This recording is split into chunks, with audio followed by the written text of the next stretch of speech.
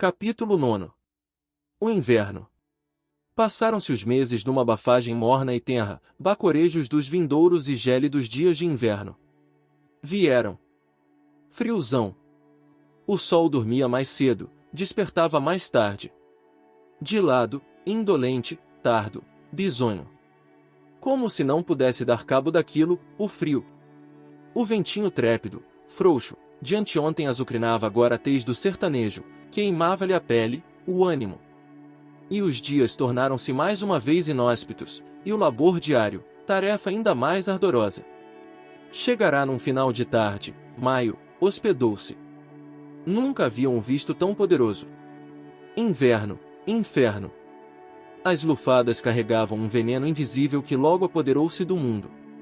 Calou-se as aves empoleiradas, esculturas inertes que o frio esculpira, quedou-se o burburinho da vida que abundava por aquelas paragens.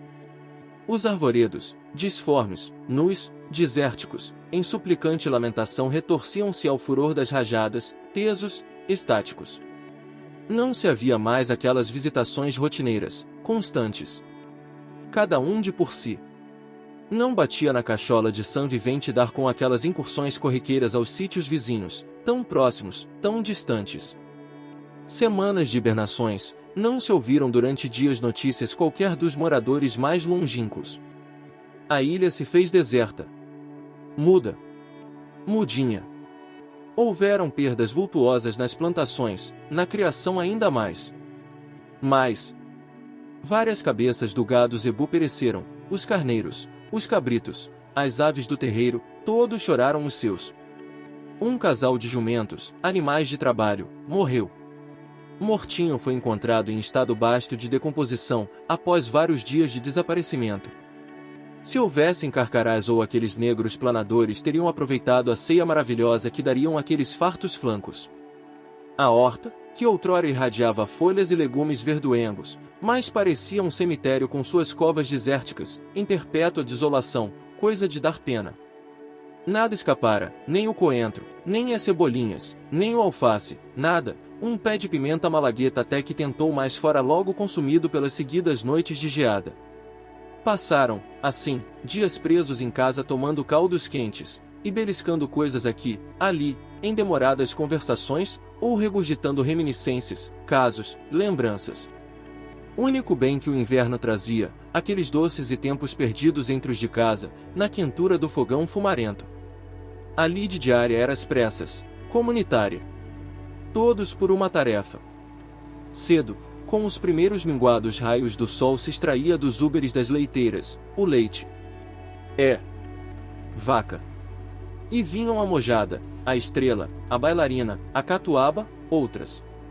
As mulheres corriam com as latas enferrujadas para ferver o espumoso líquido, queimar-lhe as bactérias após a coagem num saco de algodão, alvo, limpo.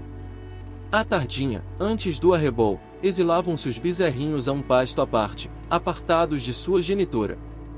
Nhô Preto, chegou-se num dia deste, cedinho, tomou lugar num pedacinho da beirada do banco, e sem delongas babujou uma espiga de milho. Palavreava. Dona Angélica, atenta aos seus comentários, queimava a tapioca num enorme tacho, enquanto seu João e os filhos esticavam a mão em direção às brasas do fogão. Mais farinha em Nhô Preto? Acrescentou. Não carece de agora não, sim a Angélica. Cá eu vou bem com esse bocadinho. Noite friinha, não vou? Disse seu João levando às brasas um tubérculo. Senhorzinho, balbuciou o Preto.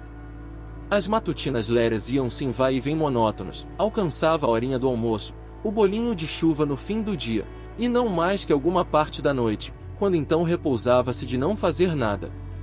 Não sei não, senhorzinho. Fez mau grado, coçou a cabeça, cuspiu junto ao pote d'água, em Nhô Preto, quando perguntado sobre a construção de obra grande no curso do rio. Mudar curso de rio? Não duvido não, senhorzinho. Bicho homem estudado é dono de seu mesmo destino. Nós é tal qual nós, tangidos pelo vento, igual folha seca da mangabeira. Igual frutinha de figueira que cai na água e o rio leva. É vero, Nhô Preto, ratificou Dona Angélica. Nhô Preto, conta a história do menino Bentinho, gritou Emílio vindo do quarto mais Irene, trazendo na caixa de sapatos uma dezena de insetos. Não carece de escusas não, meu preto, o chão é seu, acrescentou seu João.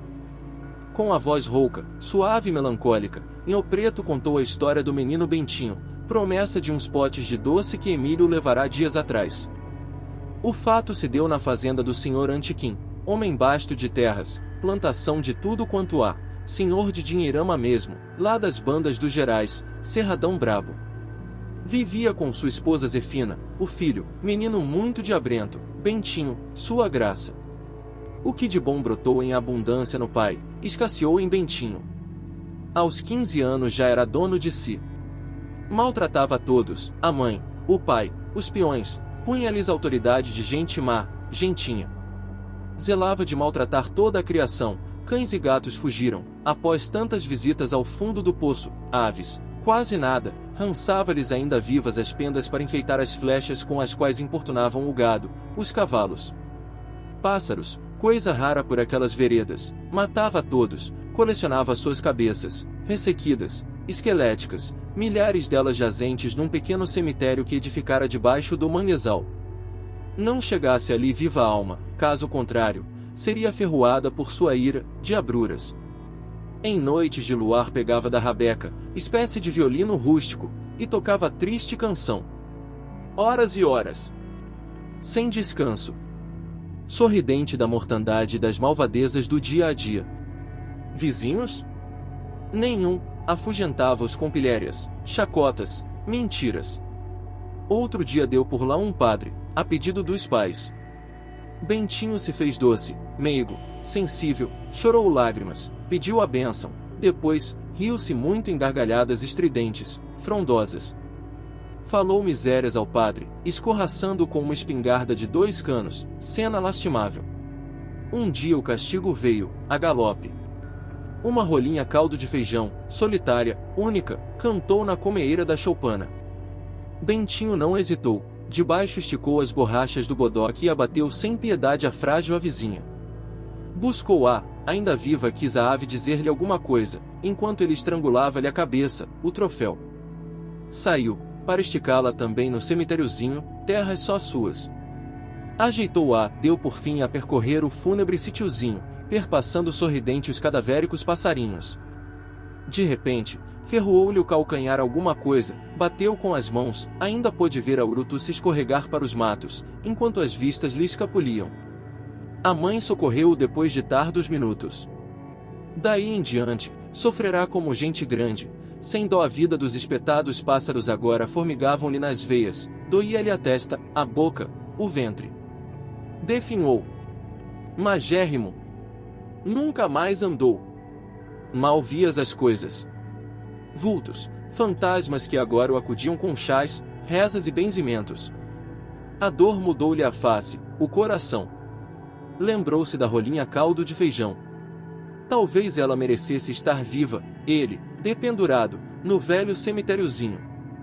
Tempos depois a vida deixou suas veias e por orientação dos pais, enterraram-no ali mesmo no cemitério dos passarinhos. Disse que em noites de luar é possível ouvir o som de uma triste e medonha melodia naquela fazenda abandonada, e não rara foram as vezes que o vulto de um menino foi visto tocando um instrumento de corda. Uma rabeca. Que medo! Exclamou Maria. Não tenha medo, sinhazinha. É só história. Outra coisa sim me corrói a alma. Cá digo se sinhá Angélica e sinhozinho João me consente. Torne a falar, homem, interessou-se Dona Angélica. Eu sinto coisa de mau grado espreitando a gente por entre as folhas das árvores, disse o velho. Mas não sei pensar o que. Terminou. Essa noite eu vi coisas agouradoras, que vieram ter no meu peito, sopravam como o ar frio que queima as florzinhas do campo. Credo em cruz Nhô Preto, arrepiou Cirene, que observara a mãe fazer o sinal da cruz, amém. É verdade sim, a menina. Eu vi a gente do cemitério se afogando no rio, como se tivessem sido estragados por uma corrente transbordante de águas. Até meus 2 filhos, com suas pálidas carinhas de anjo, estendiam as mãos em sufocante desespero. Ainda pude escutar um deles dizer, não me deixe aqui. O que será dessa vez? Questionou seu João. Quem sabe vô. Talvez querem que a gente vá embora por causa do frio intenso, pensou Alto Aparecida. Pode ser, acrescentou Maurílio. Maria correu a mão sobre Rosário Azul Marinho que ganhará de Inácio, receosa de não vê-lo mais. Talvez querem oração e o preto, uma vela, retorquiu Dona Angélica. É provável sim a Angélica, não seria por demais a gente daqui dedicar uma horinha para orar pelos de lá. Façamos uma novena, se possível, adiantou. Obteve unanimidade das moças e rapazes, a mãe. Mas esperemos um cadinho mais, quem sabe terá sido bobice minha, ponderou o velho. Concordaram embora tal presságio lhe seguisse por vários dias como uma sombra que não se esvai nem com o findar do dia. Falaram de outras coisas, de coisas passadas, de sonhos, dos poucos mantimentos que haviam em estoque. O Preto dependia agora exclusivamente daquela família a qual lhe abraçara em seu seio como se parte dela fosse. Todos achavam nele respeito e carinho, tomavam-se de espanto e horas eram perdidas quando falava das peripécias que deixará gravado no calendário da vida. Falou dos tempos da escravidão que trazia marcado nas costas e no polegar ausente. Daquela gente branca que andava dia e noite com um chicote a açoitar velhos, jovens e crianças. Falou reminiscências dos pais, e seria difícil alguém, após tanto tempo, relatar-lhes com tamanhas minúcias, descrevendo a dantesca brutalidade com que foram ceifados, se não fosse o heroísmo e a bravura que fizeram de seus progenitores mártires para a gente negra daquela época, se não fosse a soberba que lhe cedia forças. Sempre que voltava ao passado em busca desses heróis, trazia ao presente uma ou outra lágrima para preencher o vazio e a saudade que os separavam. Contou histórias da velha fazenda Capinzal, dos poucos amores que teve em sua vida, da saudade dos filhos e da esposa que partiram para outra margem, dos fantasmas que lhe seguiam, dizia ele, dois senhores de terras, que ainda arraigavam-se à vida terrestre por causa de uns contos de réis que jaziam escondidos. Contará sobre um garimpeiro lá do Amazonas que achou imensa pepita de ouro levado por luzidia bolota de fogo que o azulgara noites inteiras. Uma dessas assombrosas manifestações também fizera abastado um pobre jangadeiro lá para as bandas do Mato Grosso. Mesmo o sol a pino não amornava o ar seco e gélido daquelas paragens, parecia serem perpétuos aqueles cansativos e fatigantes dias, a bafagem de outrora agora dera lugar a impetuosas ventanias, pressagiavam noites tão frias como aquelas só vistas nos pampas do sul. O farfalhar das taquaras era a única cantilena que despertava o silêncio profundo que reinava sobre a ilha. À noite, nem os curiangos, nem as corujas, nem a mãe da lua se puseram a aludir qualquer sinal de existência, como se o sopro da vida lhes houvesse tapados as narinas, os olhos, os ouvidos. Em outros anos ocorriam nesta época várias e maravilhosas festas juninas. Quase todos os dias havia uma fogueira para se esquentar, tocar a viola, queimar a batata doce nas brasas vermelhas do fogaréu, beber o quentão, feito de cachaça e gengibre, ou deleitar-se com as torradas espigas de milho, ou com a pipoca em mistura heterogênea com os gostosos amendoins. Haviam terços, rezas, benzeduras. Haviam brinquedos, danças, namoros. Haviam paus de sebo. As festas em casa de tia Isaltina eram as melhores, conseguia reunir tamanha gama de gente, até do povoado vinham convidados. Só perdia em magnitude e organização para a festa de reis que o Sr. Oscar fazia todos os anos em janeiro. Isso que era divertimento, nada conseguia tirar a galhardia que ostentava o patrício quando via entrar em seu terreiro aqueles ignotos homens, com seus violões, alaúdes, pandeiro, triângulo.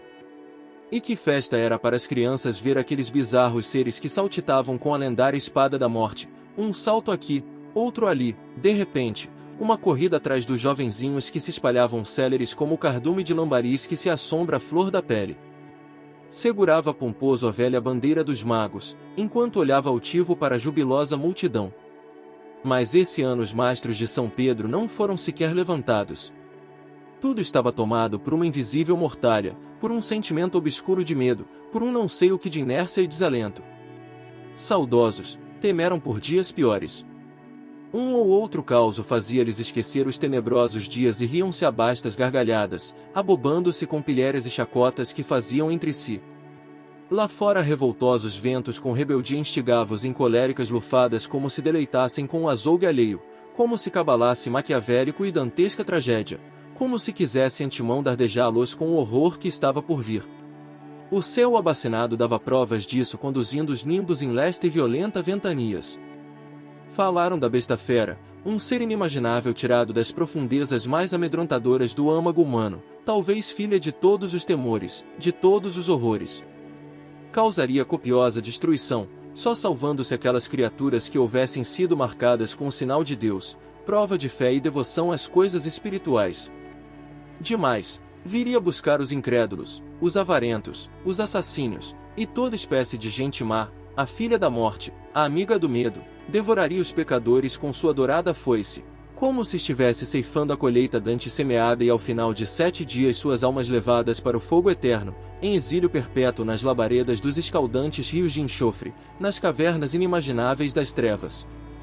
Houve silêncio na sala, cada um dentro de si, reproduzia seus próprios pecados e imaginava-se já decepados pela criatura, talvez se melhorassem. Escapariam. Lembrou-se Emílio dos peixinhos que o irmão dera meses atrás e que haviam perecido com a primeira geada. Talvez se estivessem no rio. Nunca mais vou pegar peixinhos na lagoa, Nhô Preto.